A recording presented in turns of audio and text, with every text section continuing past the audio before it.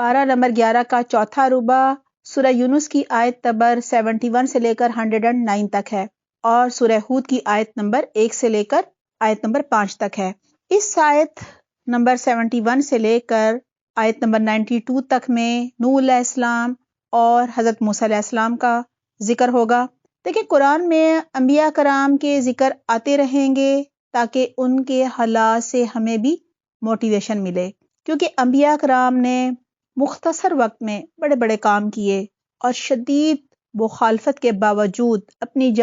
جان کی پرواہ کیے بغیر دین کی سربلندی کے لیے تن من دھن لگا دیا، دن رات محنت کی اور معاشرے کی برائیوں کو ختم کرنے کے لیے اپنی زندگیاں لگا دیں۔ انہوں نے اللہ سبحانہ تعالیٰ کا پیغام آخری وقت تک خیر خواہی سے لوگوں تک پہنچا دیا، اور ان کے دلوں میں اپنی قوم کا درد تھا، ان کے لیے تڑپ تھی۔ سب سے پہلے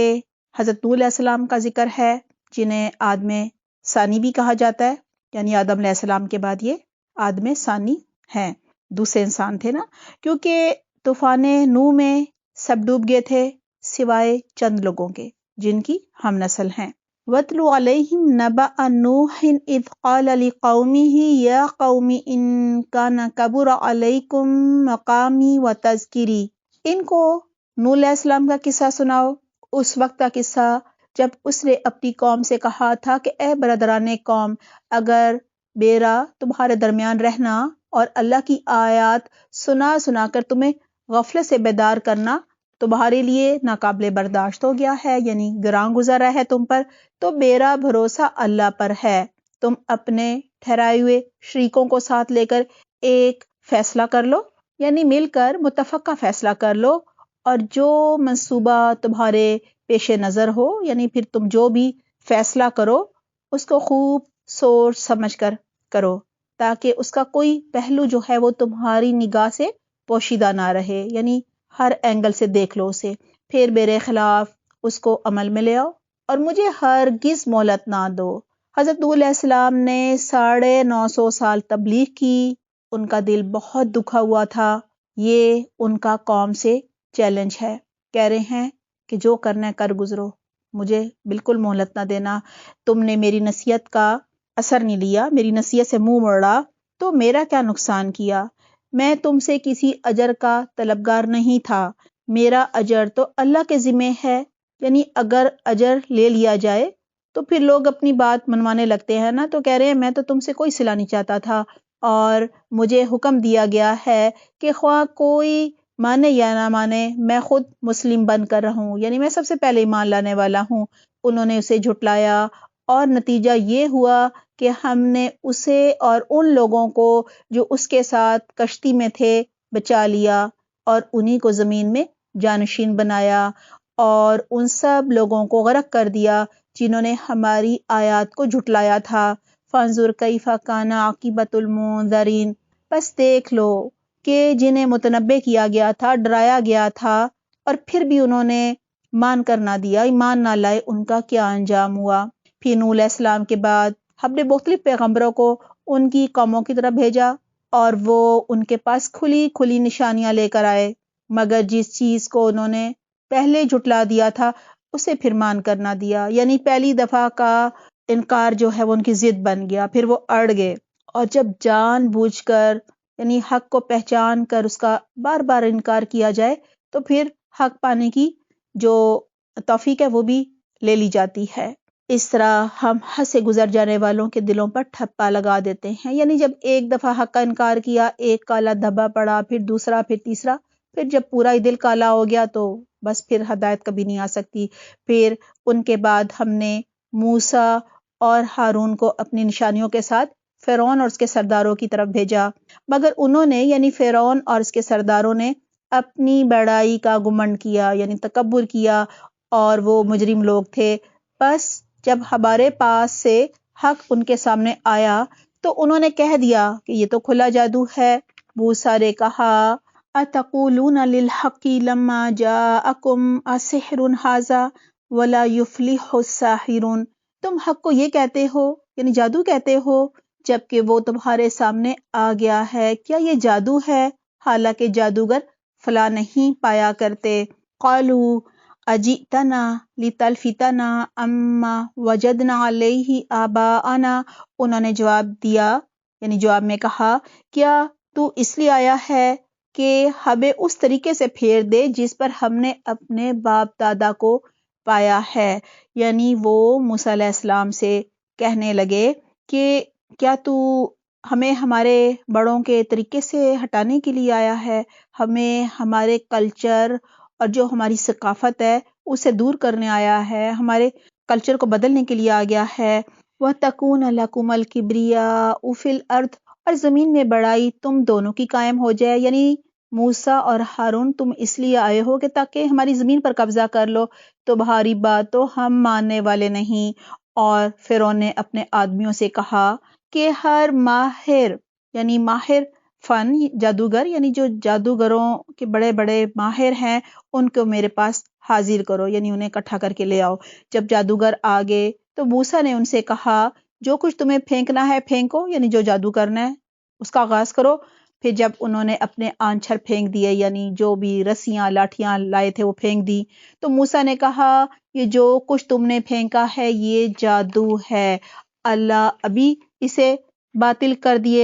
دیتا ہے، یعنی باطل کیے دیتا کا مطلب یہ ہے کہ اللہ اسے ختم کر دے گا، کیونکہ فساد کرنے والوں کے کام کو اللہ سدھرنے نہیں دیتا، یعنی وہ کام جو ہے وہ کبھی بھی کامیاب نہیں ہوتا، اور اللہ اپنے فرمانوں سے حق کو حق کر دکھاتا ہے، خواہ مجرموں کو وہ کتنا ہی ناگوار گزرے۔ پھر دیکھو کہ موسیٰ کو اس کی قوم میں سے چند نوجوانوں کے سوا کسی نے نہ مانا۔ دیکھیں ہر زمانے میں حق کو سب سے پہلے نوجوان قبول کرتے ہیں، کیونکہ جو بوڑھے ہوتے ہیں ان کے خیالات نظریات سب پکے ہو جاتے ہیں نا، اور پھر وہ خوف زدہ بھی رہنے لگتے ہیں، بوڑھوں کے اندر ڈر بھی زیادہ ہو جاتا ہے، ہر چیز سے خوف کھاتے ہیں، یہ وجہ ہے کہ وہ ایمان نہیں لاتے فرعون کے ڈر سے اور خود اپنی قوم کے سرداروں کے ڈر سے، یعنی وہ ایمان نہیں لا رہے تھے، جنہیں خوف تھا کہ فرعون ان کو عذاب میں مبتلا کر دے گا۔ یعنی باقی سب جو تھے ان چند نوجوانوں کے علاوہ وہ فرعون کے ڈر سے، اس کی سزا کے ڈر سے چلیں کہہ لیں ایمان نہ لائے۔ اور واقعہ یہ ہے کہ فرعون زمین میں غلبہ رکھتا تھا اور وہ ان لوگوں میں سے تھا جو کسی حد پر رکتے نہیں، یعنی بہت ہی ظالم تھا۔ دیکھیں ظلم کی انتہا ہوتی ہے نا کہ کسی کے معصوم بچے کو قتل کر دیا جائے، جیسے آج کل ہو رہا ہے فلسطین میں۔ اللہ تعالی ہمارے مسلمان بھائیوں کی بہنوں کی ان کے بچوں کی حفاظت فرمائے، آمین اللہم آمین۔ وقال موسیٰ یا قوم ان کنتم آمنتم باللہ فعلیہ توکلوا ان کنتم مسلمین۔ موسیٰ علیہ السلام نے اپنی قوم سے کہا، یعنی جو ایمان لے آئے تھے انہیں کہا کہ لوگو اگر تم واقعی اللہ پر ایمان رکھتے ہو تو اسی پر توکل کرو، بھروسہ کرو، اگر مسلمان ہو۔ انہوں نے جواب دیا ہم نے اللہ ہی پر بھروسہ کیا، اللہ توکلنا ربنا لا تجعلنا فتنة للقوم الظالمین ونجینا برحمتک من القوم الکافرین۔ ہم نے اللہ ہی پر بھروسہ کیا، اے ہمارے رب ہمیں ظالم لوگوں کے لیے فتنہ نہ بنا اور اپنی رحمت سے ہم کو کافروں سے نجات دے، یعنی ایسا نہ ہو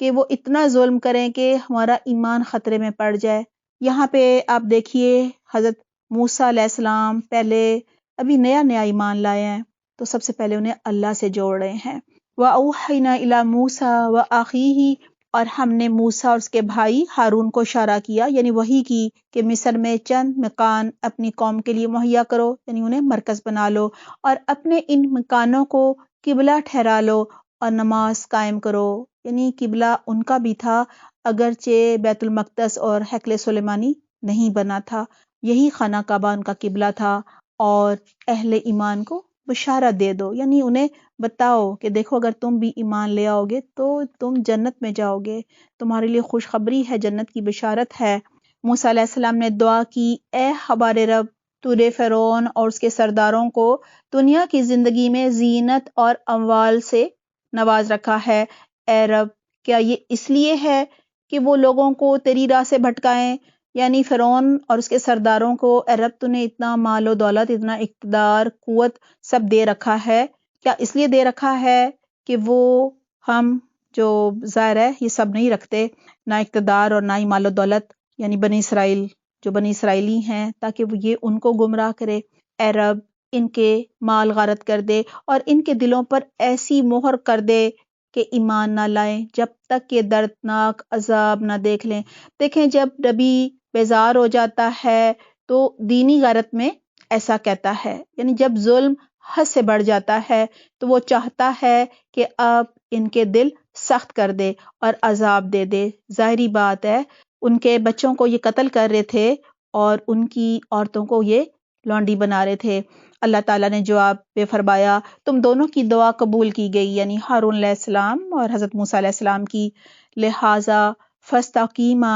اب تم ثابت قدم رہو اور ان لوگوں کے طریقے کی ہرگز پیروی نہ کرو جو علم نہیں رکھتے۔ یعنی اب یہ نہ ہو کہ تمہارا اور ہارون کا دل پسیج جائے اور پھر تم کہو کہ نہیں، عذاب نہ لایا جائے۔ وَجَاوَزْنَا بِبَنِي إِسْرَائِيلَ الْبَحْرَ فَأَتْبَعَهُمْ فِرْعَوْنُ وَجُنُودُهُ، کہا جا رہا ہے ہم بنی اسرائیل کو سمندر سے گزار لے گئے، پھر فرعون اور اس کے لشکر ظلم اور زیادتی کی غرض سے ان کے پیچھے چلے، حتیٰ کہ جب فرعون ڈوبنے لگا تو بول اٹھا، قَالَ آمَنْتُ أَنَّهُ لَا إِلَٰهَ إِلَّا، میں نے مان لیا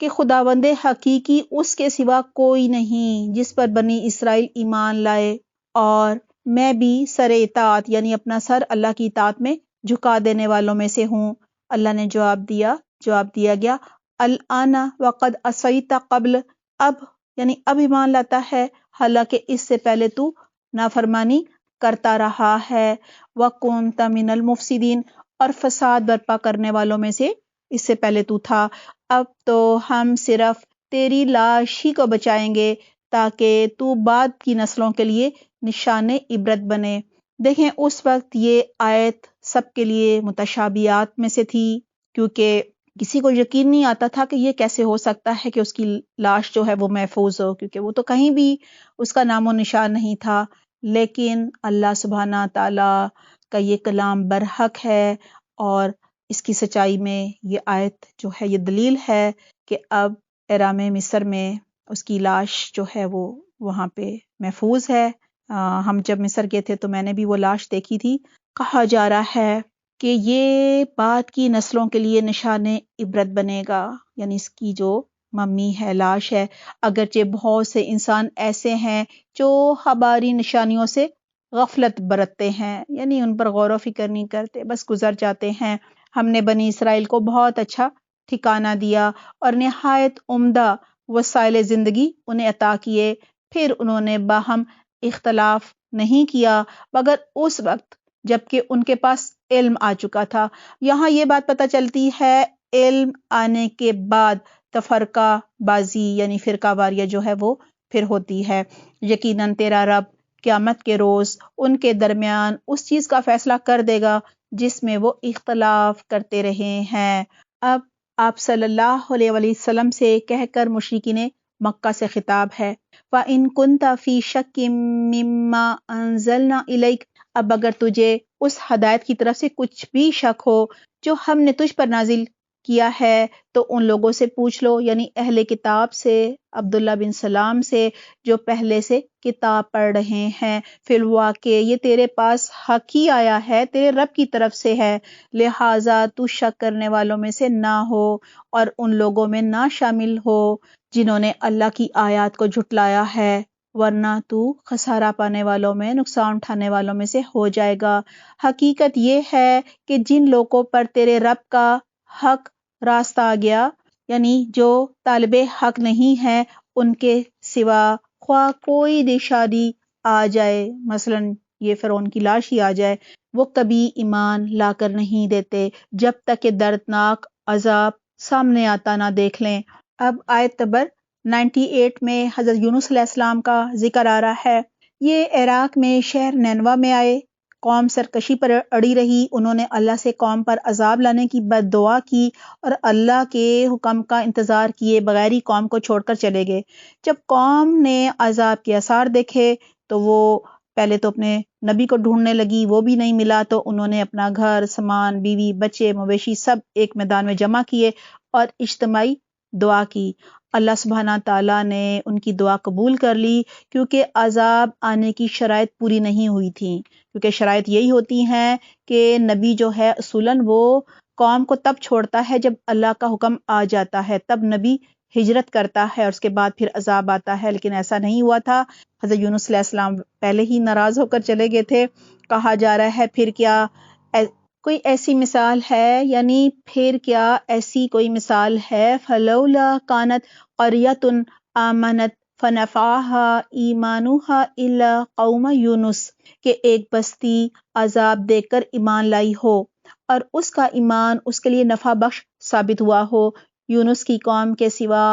اس کی مثال نہیں، یعنی کہیں اور ایسا کبھی نہیں ہوا۔ وہ قوم جب ایمان لے آئی تھی تو البتہ ہم نے اس پر سے دنیا کی زندگی میں رسوائی کا عذاب ٹال دیا تھا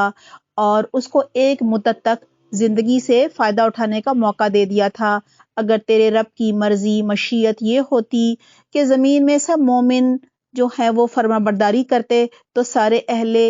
ایمان جو ہیں سب، یعنی سب زمین پر اہل ایمان ہی ہوتے، یعنی سب ایمان لے آتے۔ پھر کیا تو لوگوں کو مجبور کرے گا، کیونکہ ایمان تو وہی قبول ہوتا ہے جو مرضی اور اختیار کے ساتھ ہو۔ تو کہا جا رہا ہے کہ کیا تو مجبور کرے گا کہ وہ ایمان لے آئے؟ کوئی نفس اللہ کے اذن کے بغیر ایمان نہیں لاتا، اور اللہ کا طریقہ یہ ہے کہ جو لوگ عقل سے کام نہیں لیتے وہ ان پر گندگی ڈال دیتا ہے۔ مراد یہ ہے کہ ان سے ایمان لانے کی توفیق چھن جاتی ہے اور وہ شرک اور کفر کی گندگی میں دھنستے چلے جاتے ہیں۔ قُلِ انظُرُوا مَاذَا فِي السَّمَاوَاتِ وَالْأَرْضِ، ان سے کہو زمین اور آسمانوں میں جو کچھ ہے اسے آنکھیں کھول کر دیکھو، اور جو لوگ ایمان لانا ہی نہیں چاہتے ان کے لیے نشانیاں اور تنبیہ ہیں، یعنی ڈراوے ہیں۔ آخر کیا مفید ہو سکتی ہیں؟ اب یہ لوگ اس کے سوا اور کس چیز کے منتظر ہیں کہ وہی برے دن دیکھیں جو ان سے پہلے گزرے ہوئے لوگ دیکھ چکے ہیں، یعنی ویسے ہی حالات سے یہ بھی گزریں، ویسے ہی آزمائشیں اور ویسے ہی عذاب ان پر بھی آئیں۔ ان سے کہو اچھا انتظار کرو، میں بھی تمہارے ساتھ انتظار کرتا ہوں۔ پھر جب ایسا وقت آتا ہے تو ہم اپنے رسولوں کو اور ان لوگوں کو بچا لیا کرتے ہیں جو ایمان لائے ہیں۔ ہمارا یہی طریقہ ہے، یعنی یہی سنت ہے اللہ سبحانہ تعالیٰ کی، ہم پر یہ حق ہے کہ مومنوں کو بچا لیں۔ اے نبی کہہ دو کہ لوگو اگر تم ابھی تک میرے دین کے متعلق کسی شک میں ہو تو سن لو کہ تم اللہ کے سوا جن کی بندگی کرتے ہو میں ان کی بندگی نہیں کرتا، بلکہ صرف اسی اللہ کی بندگی کرتا ہوں جس کے قبضے میں تمہاری موت ہے۔ مجھے حکم دیا گیا ہے کہ میں ایمان لانے والوں میں سے ہو جاؤں۔ وَأَنْ أَقِمْ وَجْهَكَ لِلدِّينِ حَنِيفًا، اور مجھ سے فرمایا گیا ہے کہ تو یکسو ہو کر اپنے آپ کو ٹھیک ٹھیک اس دین پر قائم کر دے اور ہرگز مشرکوں میں سے نہ ہو، اور اللہ کو چھوڑ کر کسی ایسی ہستی کو نہ پکار جو تجھے نہ فائدہ پہنچا سکتی ہے اور نہ نقصان۔ اگر تو ایسا کرے گا تو ظالموں میں سے ہوگا، یعنی تو شرک کرنے والوں میں سے ہوگا۔ وَإِن يَمْسَسْكَ اللَّهُ بِضُرٍّ فَلَا كَاشِفَ لَهُ إِلَّا هُوَ، اگر اللہ تجھے کسی مصیبت میں ڈالے تو خود اس کے سوا کوئی نہیں جو اس مصیبت کو ٹال دے، اور اگر وہ تیرے حق میں کسی بھلائی کا ارادہ کرے تو اس کے فضل کو پھیرنے والا بھی کوئی نہیں ہے۔ وہ اپنے بندوں میں سے جس کو چاہتا ہے اپنے فضل سے نوازتا ہے، اور وہ درگزر کرنے والا اور رحم فرمانے والا ہے۔ اے محمد کہہ دو کہ لوگو تمہارے پاس تمہارے رب کی طرف سے حق آ چکا ہے، اب جو سیدھی راہ اختیار کرے اس کی ہدایت اسی کے لیے مفید ہے، اور جو گمراہ رہے اس کی گمراہی اسی کے لیے تباہ کن ہے، اور میں تمہارے اوپر کوئی حوالہ دار نہیں ہوں۔ اور اے نبی تم اس ہدایت کی پیروی کیے جاؤ جو تمہاری طرف بذریعہ وہی بھیجی جا رہی ہے، اور صبر کرو یہاں تک کہ اللہ فیصلہ کر دے، اور وہی بہترین فیصلہ کرنے والا ہے۔ الحمدللہ ہماری سورہ یونس مکمل ہوئی۔ یہاں یہی کہا جا رہا ہے کسی سے کسی کے اعمال کی پوچھ نہیں ہوگی، اور صبر کے بعد توکل اللہ کرنے کا کہا گیا ہے۔ یہ مومن کے ہتھیار ہوتے ہیں، دعا کرنا، توکل اللہ کرنا، صبر کرنا۔ اللہ تعالی ہمیں بھی توفیق دے۔ سورہ ہود کا آغاز ہو رہا ہے، مکی صورت ہے، 123 آیات اور 10 رکوع ہیں۔ اس کا مرکزی مضمون ہے دعوت الی التوحید۔ بسم اللہ الرحمن الرحیم، الف لام را، کتاب احکمت آیاتہ ثم فصلت من لدن حکیم خبیر۔ الف لام را فرمان ہے جس کی آیتیں پختہ اور مفصل ارشاد ہوئی ہیں ایک دانا اور باخبر ہستی کی طرف سے کہ تم بندگی کرو مگر صرف اللہ کی، میں اس کی طرف سے تم کو خبردار کرنے والا بھی ہوں اور بشارت دینے والا بھی، اور یہ کہ تم اپنے رب سے معافی چاہو اور اس کی طرف پلٹ آؤ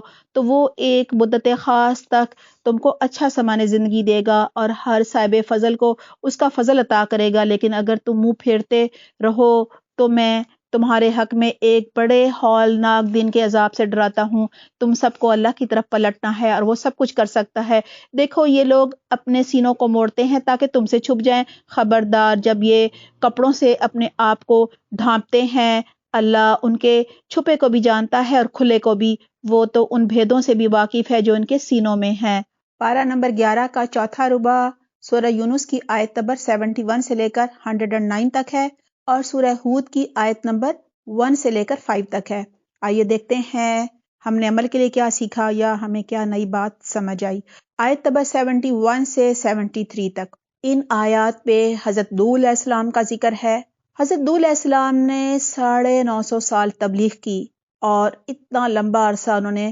اپنی قوم کی شدید مخالفت برداشت کی، لہٰذا ہمارے لیے بھی سبق ہے کہ دین کے راستے میں یا دعوت دین دیتے وقت جو بھی آزمائشیں آئیں، تکالیف آئیں، ہم نے ان پر بہترین صبر کرنا ہے، کیونکہ ان کے مقابلے میں ہمارا تو ڈیوریشن بہت کم ہوگا نا صبر کرنے کا۔ اب تو اتنی لمبی زندگی کسی کی نہیں ہوتی اور ہمیں کسی صورت ہمت نہیں ہارنی۔ آیت نمبر 75 سے 93 تک میں حضرت موسیٰ علیہ السلام کے واقعے کا ذکر ہے، پہلے بھی بہت دفعہ گزر چکا ہے۔ یہاں ہمیں یہی پتہ چلتا ہے، نمبر 1 کہ جادوگر جو ہے وہ کبھی